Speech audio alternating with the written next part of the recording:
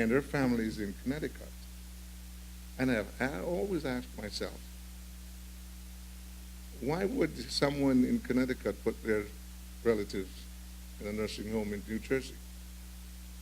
And many times I talked to her and I said, when was the last time your children come to see you? She said, they don't. But the church won't forget, miss. The church will come. If they're their last ones, they will. So we got to treat church as a family. We really have to. And we really have to realize, therefore, that the church is not perfect. And that's sometimes you will be hurt. Give thanks for even those hurting times. Because some of the times if we get too complacent,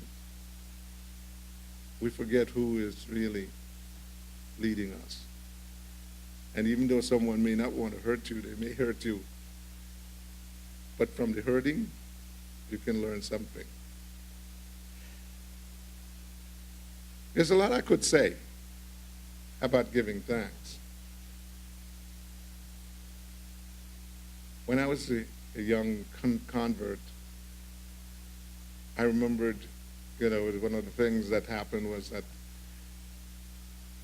I had to finally think about tithing. And so I went to one of the people that I thought I could depend upon, and I says, how do you go about this thing? I'm going to school. I am doing a part-time job. Hey, I'm stretched where funds are concerned. How do you go about this thing? She says, don't worry about it.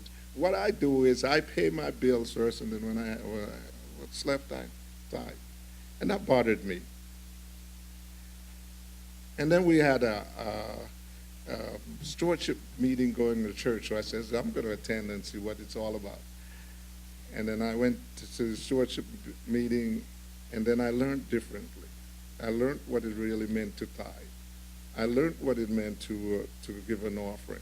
I learned things like, for instance, the tithing is God's way of taking care of the work.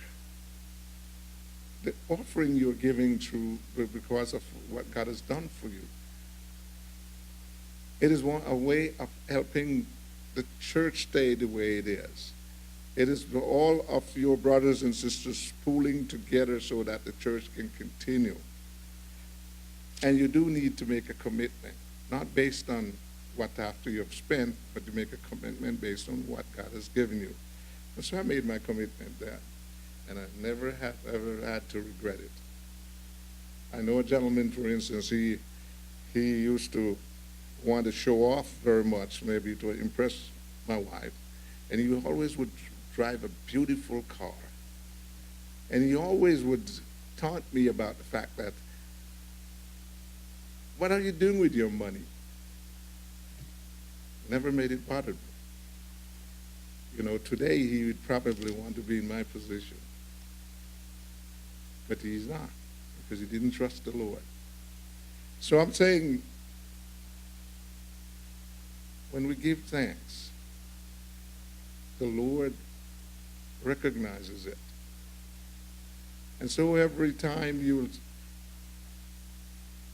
look at what the Lord has done for you,